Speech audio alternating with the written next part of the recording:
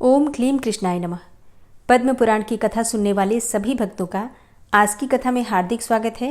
भगवान श्री हरि विष्णु और माता लक्ष्मी की कृपा सदैव आप और आपके समस्त परिवार पर बनी रहे। इससे पहले के सभी अध्याय सुनने के लिए आप सभी दर्शकों का बहुत बहुत धन्यवाद। और अब आप सुनेंगे आज का अध्याय, लेकिन आज का अध्याय सुनने से पहले वीडियो को लाइक कर दीजिए और कमेंट बॉक्स में राधे राधे जरूर लिख दीजिए। और अब भगवान भोलेनाथ का ध्यान करके आज की पावन कथा का प्रारंभ करते हैं। नारद जी ने पूछा, हे प्रभु, उत्तम ब्राह्मणों की पूजा करके तो सब लोग श्रेष्ठ गति प्राप्त करते हैं, किंतु जो उन्हें कष्ट पहुंचाते हैं उनकी क्या गति होती है? ब्रह्मा जी बोले, सुधा से संतप्त हुए उत्तम ब्राह्मणों का जो लोग अपनी शक्ति के अनुसार भक्तिपूर्वक सत्कार नहीं करते वे नरक में पड़ते हैं, और जो क्रोधपूर्वक कठोर शब्दों में ब्राह्मण की निंदा करके उसे द्वार से हटा देते हैं वे तो अत्यंत ही घोर महारौरव एवं कृच्छु नरक में पड़ते हैं, तथा नरक से निकलने पर कीड़े होते हैं और फिर उससे छूटने पर चांडाल योनि में जन्म लेते हैं, फिर रोगी एवं दरिद्र होकर भूख से पीड़ित होते हैं। अतः भूख से पीड़ित हो घर पर आए हुए ब्राह्मण का कभी अपमान नहीं करना चाहिए। जो देवता, ब्राह्मण और अग्नि के लिए नहीं दूंगा ऐसा वचन कहता है, वह 100 बार नीचे की योनियों में जन्म लेकर अंत में चांडाल होता है। जो लात उठाकर ब्राह्मण, गौ, माता पिता और गुरु को मारता है उसका रौरव नरक में वास तो निश्चित है, वहां से कभी उसका उद्धार नहीं होता। और यदि किसी पुण्यवश जन्म हो भी जाए तो वह पंगु होता है, साथ ही अत्यंत दीन, विषादग्रस्त और दुख शोक से पीड़ित रहता है। इस प्रकार 3 जन्मों तक कष्ट भोगने के बाद ही उसका उद्धार होता है। जो पुरुष मुक्कों, तमाच और कीलों से ब्राह्मण को मारता है वह 1 कल्प तक तापन और रौरव नामक नरक में निवास करता है और पुनः जन्म लेने पर कुत्ता होता है। उसके बाद चांडाल योनि में जन्म लेकर दरिद्र और उदरशूल से पीड़ित होता है। माता पिता, ब्राह्मण, स्नातक, तपस्वी और गुरुजनों को क्रोधपूर्वक मारकर मनुष्य दीर्घ काल तक कुंभीपाक नरक में पड़ा रहता है। इसके बाद वह कीट योनि में जन्म लेता है। हे बेटा नारद, जो ब्राह्मणों के विरुद्ध कठोर वचन बोलता है उसके शरीर में 8 प्रकार की कोढ़ होती है। खुजली, दाद, मंडल, काली कोढ़, सफेद कोढ़ और तरुण कुष्ठइन में काली कोढ़, सफेद कोढ़ और अपना दारुण तरुण कुष्ठ, ये 3 महाकुष्ठ माने गए हैं।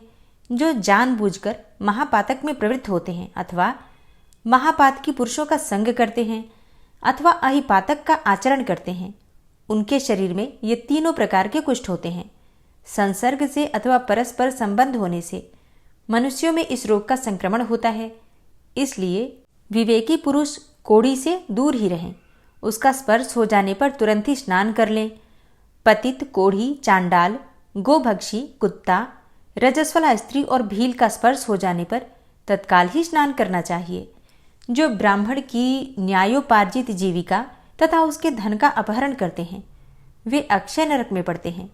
जो चुगलखोर मनुष्य ब्राह्मणों की निंदा करता है उसे देखकर या फिर स्पर्श करके वस्त्र सहित जल में गोता लगाना चाहिए।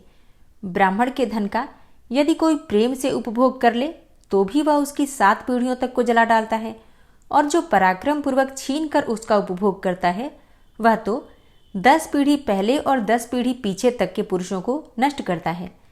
विष को विष नहीं कहते, ब्राह्मण का धन ही विष कहलाता है। विष तो केवल उसके खाने वाले को ही मारता है, किंतु ब्राह्मण का धन पुत्र पौत्रों का भी नाश कर डालता है। जो मोहवश माता, ब्राह्मणी अथवा गुरु की स्त्री के साथ समागम करता है वह घोर रौरव नरक में पड़ता है। वहां से पुनः मनुष्य योनि में आना कठिन होता है। नारद जी ने पूछा, पिताजी, सभी ब्राह्मणों की हत्या से बराबर ही पाप लगता है अथवा किसी से कुछ अधिक या कम भी लगता है? और यदि न्यूनाधिक होता है तो क्यों? इसको यथार्थ रूप से बताइए। ब्रह्मा जी ने कहा, बेटा, ब्रह्म हत्या का जो पाप बताया गया है वह किसी भी ब्राह्मण का वध करने पर अवश्य ही लागू होता है। ब्रह्म हत्यारा घोर नरक में पड़ता है। इस विषय में कुछ और भी कहना है, उसे भी सुनो। वेद शास्त्रों के ज्ञाता, जितेंद्रिय एवं श्रोत्रिय ब्राह्मण की हत्या करने पर करोड़ों ब्राह्मणों के वध का दोष लगता है, तथा वैष्णव ब्राह्मण को मारने पर उससे भी 10 गुना अधिक पाप लगता है। अपने वंश के ब्राह्मण का वध करने पर तो कभी नरक से उद्धार होता ही नहीं। तीनों वेदों के ज्ञाता स्नातक की हत्या करने पर जो पाप लगता है उसकी कोई सीमा ही नहीं है। श्रोत्रिय, सदाचारी तथा तीर्थ स्नान और वेद मंत्र से पवित्र ब्राह्मण के वध से होने वाले पाप का भी कभी अंत नहीं होता। यदि किसी के द्वारा अपनी बुराई होने पर ब्राह्मण स्वयं भी शोकवश प्राण त्याग दे तो वह बुराई करने वाला मनुष्य ब्रह्म हत्यारा ही समझा जाता है। कठोर वचनों और कठोर बर्तावों से पीड़ित एवं ताड़ित हुआ ब्राह्मण जिस अत्याचारी मनुष्य का नाम ले लेकर अपने प्राण त्यागता है उसे सभी ऋषि मुनि देवता और ब्रह्मवेत्ताओं ने ब्रह्म हत्यारा बताया है। और ऐसी हत्या का पाप उस देश के निवासियों तथा राजा को लगता है। अतः वे ब्रह्म हत्या का पाप करके अपने पितरों सहित नरक में पकाए जाते हैं। विद्वान पुरुष को चाहिए कि वह मरण पर्यंत उपवास अर्थात अनशन करने वाले ब्राह्मण को मनाए, उसे प्रसन्न करके अनशन तोड़ने का प्रयत्न करे। यदि किसी निर्दोष पुरुष को निमित्त बनाकर कोई ब्राह्मण अपने प्राण त्यागता है तो वह स्वयं ही ब्रह्म हत्या के घोर पाप का भागी होता है। जिसका नाम लेकर मरता है वह नहीं, जो अधम ब्राह्मण अपने कुटुंबी का वध करता है उसको भी ब्रह्म हत्या का पाप लगता है। यदि कोई आतताई ब्राह्मण युद्ध के लिए अपने पास आ रहा हो और प्राण लेने की चेष्टा करता हो तो उसे अवश्य मार डालें। इससे वह ब्रह्म हत्या का भागी नहीं होता। जो घर में आग लगाता है, दूसरे को जहर देता है, धन चुरा लेता है, सोते हुए को मार डालता है तथा खेत और स्त्री का अपहरण करता है, ये आतताई माने गए हैं। संसार में ब्राह्मण के समान दूसरा कोई पूजनीय नहीं है, वह जगत का गुरु है। ब्राह्मण को मारने का जो पाप होता है उससे बढ़कर दूसरा कोई पाप है ही नहीं। फिर नारद जी ने पूछा, हे सुरश्रेष्ठ, पाप से दूर रहने वाले द्विज को किस वृत्ति का आश्रय लेकर जीवन निर्वाह करना चाहिए, इसका यथावत वर्णन कीजिए। ब्रह्मा जी ने कहा, बेटा, बिना मांगे मिली हुई भिक्षा उत्तम वृत्ति बताई गई है। उच्च वृत्ति उससे भी उत्तम है। वह सब प्रकार की वृत्तियों में श्रेष्ठ और कल्याणकारिणी है। श्रेष्ठ मुनिगण उच्च वृत्ति का आश्रय लेकर ब्रह्म पद को प्राप्त होते हैं। यज्ञ में आए हुए ब्राह्मण को यज्ञ की समाप्ति हो जाने पर यजमान से जो दक्षिणा प्राप्त होती है वह उसके लिए ग्राह्य वृत्ति है। द्विजों को पढ़ाकर या यज्ञ कराकर उसकी दक्षिणा लेनी चाहिए। पठन पाठन तथा उत्तम मांगलिक शुभ कर्म करके भी उन्हें दक्षिणा ग्रहण करनी चाहिए। यही ब्राह्मणों की जीविका है। दान लेना उनके लिए अंतिम वृत्ति है। उनमें जो शास्त्र के द्वारा जीविका चलाते हैं वे धन्य हैं। वृक्ष और लता के सहारे जिनकी जीविका चलती है वे भी धन्य है। ब्राह्मणोचित वृत्ति के अभाव में ब्राह्मणों को क्षत्रिय वृत्ति से जीवन निर्वाह करना चाहिए। उस अवस्था में न्याययुक्त युद्ध का अवसर उपस्थित होने पर युद्ध करना उनका कर्तव्य है। उन्हें उत्तम वीर व्रत का आचरण करना चाहिए। ब्राह्मण क्षत्रिय वृत्ति के द्वारा राजा से जो धन प्राप्त करता है वह श्राद्ध और यज्ञ आदि में दान के लिए पवित्र माना गया है। उस ब्राह्मण को सदा पाप से दूर रहकर वेद और धनुर्वेद दोनों का अभ्यास करना चाहिए। जो ब्राह्मण न्यायोचित युद्ध में सम्मिलित होकर संग्राम में शत्रु का सामना करते हुए मारे जाते हैं वे वेद पाठियों के लिए भी दुर्लभ परमपद को प्राप्त होते हैं। धर्म युद्ध का जो पवित्र बर्ताव है उसका यथार्थ वर्णन सुनो।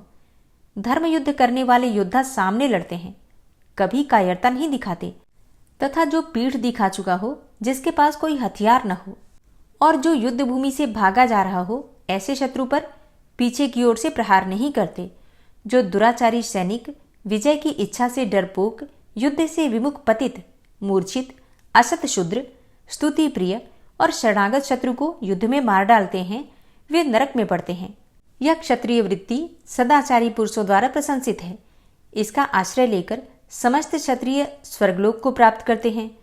धर्म युद्ध में शत्रु का सामना करते हुए मृत्यु को प्राप्त होना क्षत्रिय के लिए शुभ है। वह परम पवित्र होकर सब पापों से मुक्त हो जाता है और एक कल्प तक स्वर्गलोक में निवास करता है। उसके बाद सार्वभौम राजा होता है। उसे सब प्रकार के भोग प्राप्त होते हैं। उसका शरीर निरोग और कामदेव के समान सुंदर होता है।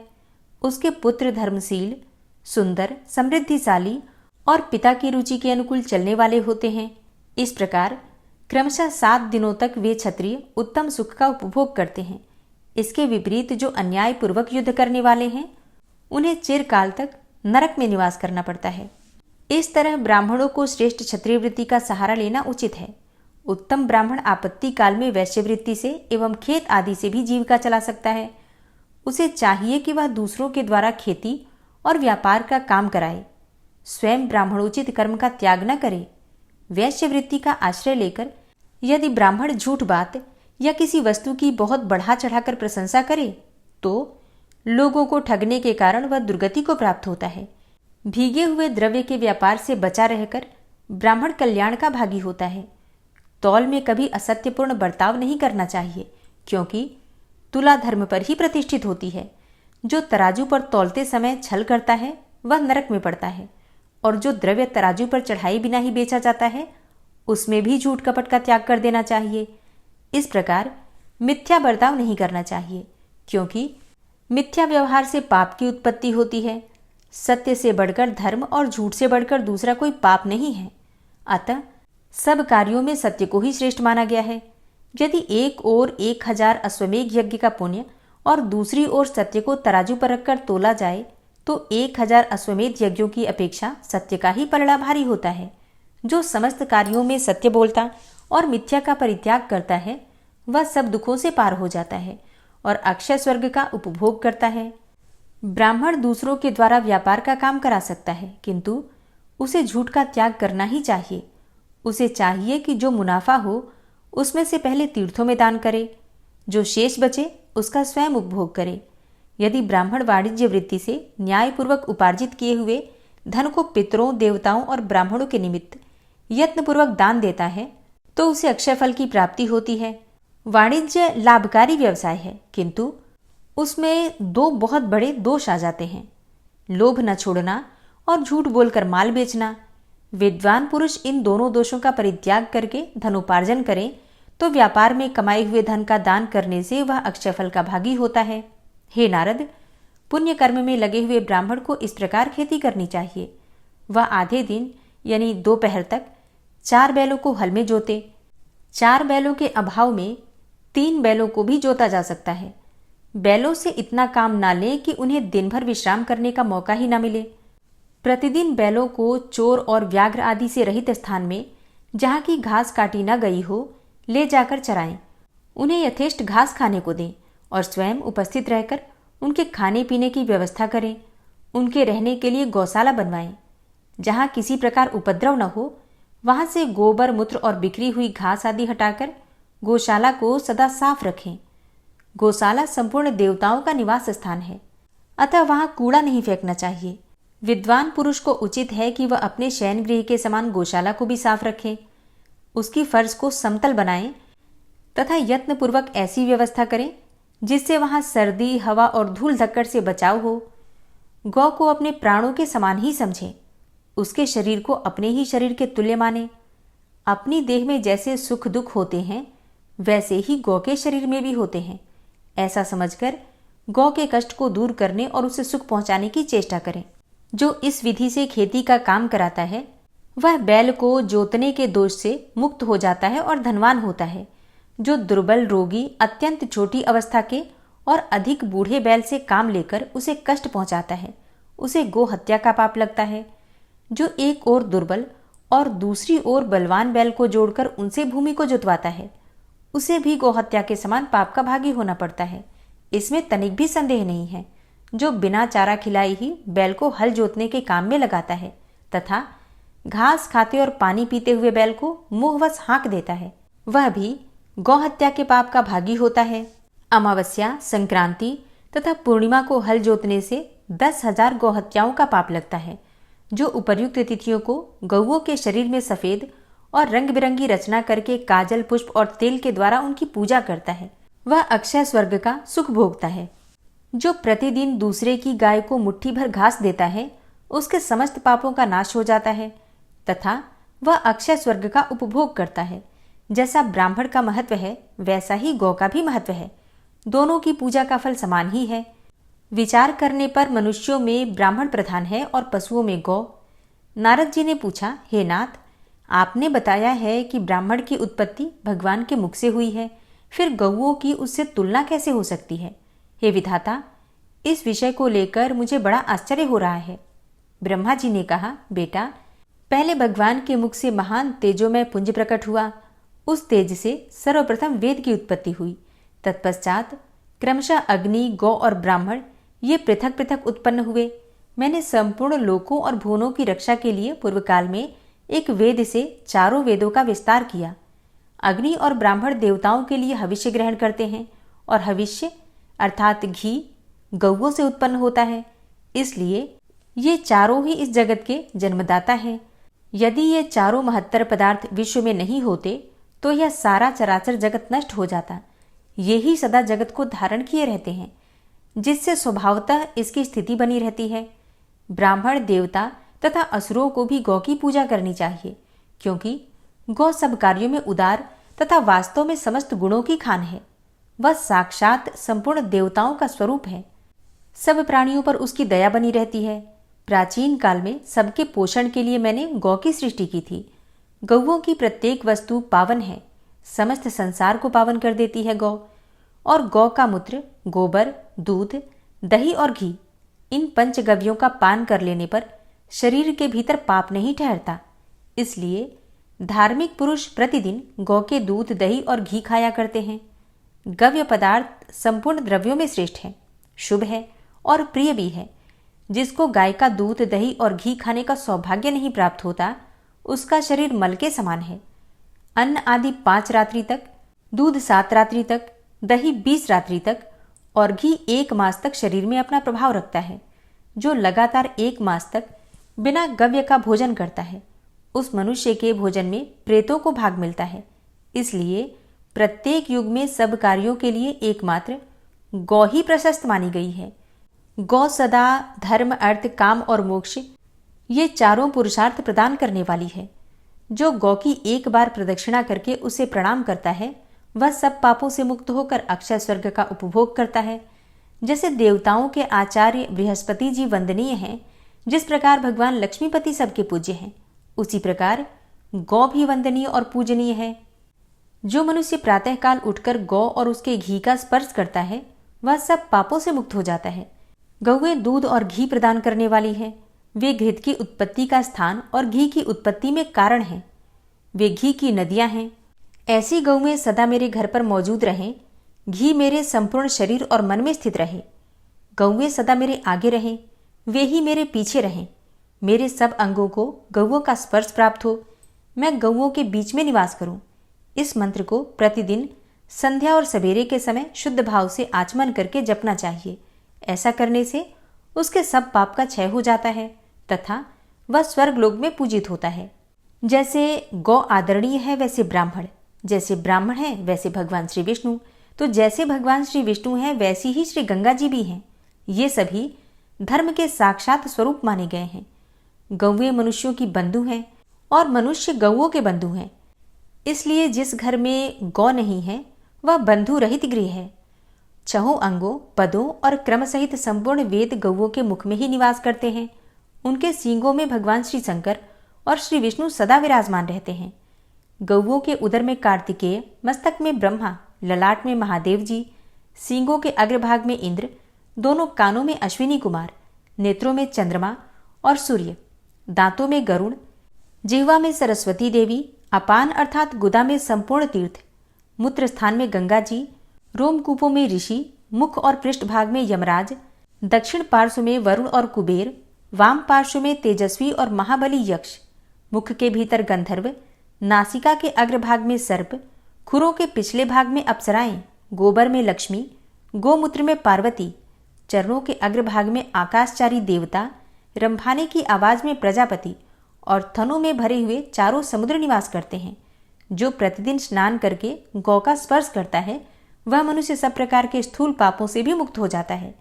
जो गौओं के खुर से उड़ी हुई धूल को सिर पर धारण करता है, वह मानो तीर्थ के जल में स्नान कर लेता है और सब पापों से छुटकारा पा लेता है।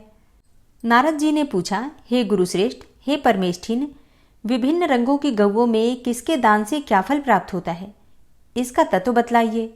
ब्रह्मा जी ने कहा, बेटा, ब्राह्मण को श्वेत गौ का दान करके मनुष्य ऐश्वर्यशाली होता है, सदा महल में निवास करता है तथा भोग सामग्रियों से संपन्न होकर सुख समृद्धि से भरा पूरा रहता है। भुएं के समान रंग वाली गौ स्वर्ण प्रदान करने वाली तथा भयंकर संसार में पापों से छुटकारा दिलाने वाली होती है। कपिला गौ का दान करने से अक्षय फल की प्राप्ति होती है। कृष्णा गौ का दान देकर मनुष्य कभी कष्ट में नहीं पड़ता। भूरे रंग की गौ संसार में दुर्लभ है। गौर वर्ण की धेनु समूचे कुल को आनंद प्रदान करने वाली होती है। लाल नेत्रों वाली गौ रूप की इच्छा रखने वाले पुरुष को रूप प्रदान करती है। नीली गौ धनाभिलाषी पुरुष की कामना पूर्ण करती है। एक ही कपिला गौ का दान करके मनुष्य सारे पापों से मुक्त हो जाता है। बचपन, जवानी और बुढ़ापे में जो भी पाप किया गया है, क्रिया से, वचन से तथा मन से भी जो पाप बन गए हैं, उन सब का कपिला गौ के दान से क्षय हो जाता है और दाता पुरुष विष्णु रूप होकर वैकुंठ में निवास करता है। जो 10 गौएं दान करता है तथा जो भार ढोने में समर्थ एक ही बैल दान करता है, उन दोनों का फल ब्रह्मा जी ने समान ही बतलाया है। जो पुत्र पितरों के उद्देश्य से सांड छोड़ता है, उसके पितर अपनी इच्छा के अनुसार विष्णु लोक में सम्मानित होते हैं। छोड़े हुए सांड या फिर दान की हुई गौ के जितने रोए होते हैं, उतने 1000 वर्षों तक मनुष्य स्वर्ग का सुख भोगते हैं। छोड़ा हुआ सांड अपनी पूंछ से जो जल फेंकता है, वह 1000 वर्षों तक पितरों के लिए तृप्तिदायक होता है। वह अपने खुर से जितनी भूमि खोदता है, जितने ढेले और कीचड़ उछालता है, वे सब लाख गुने होकर पितरों के लिए स्वधा स्वरूप हो जाते हैं। यदि पिता के जीते जी माता की मृत्यु हो जाए तो उसकी स्वर्ग प्राप्ति के लिए चंदन चर्चित धेनु का दान करना चाहिए।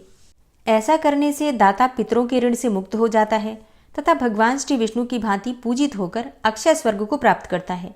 सब प्रकार के शुभ लक्षणों से युक्त प्रतिवर्ष बच्चा देने वाली नई दुधारू गाय पृथ्वी के समान मानी गई है। उसके दान से भूमि दान के समान फल प्राप्त होता है। उसे दान करने वाला मनुष्य इंद्र के तुल्य होता है और अपनी 100 पीढ़ियों का उद्धार कर देता है।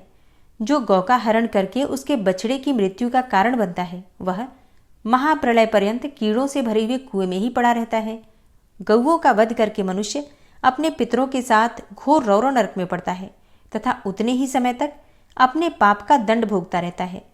जो इस पवित्र कथा को एक बार भी दूसरों को सुनाता है, उसके सब पापों का नाश हो जाता है तथा वह देवताओं के साथ आनंद का उपभोग करता है।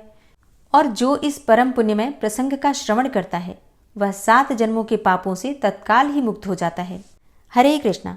आज की कथा का यहीं पर समापन करती हूँ। उम्मीद करती हूँ आज की कथा आपको ज़रूर पसंद आई होगी। तो अगर कथा पसंद आई हो तो वीडियो को लाइक ज़रूर किया कीजिए और हाँ, कमेंट बॉक्स में राधे राधे भी ज़रूर लिखिए और अगर संभव हो तो वीडियो को दूसरे भक्तों तक भी आप शेयर ज़रूर किया कीजिए।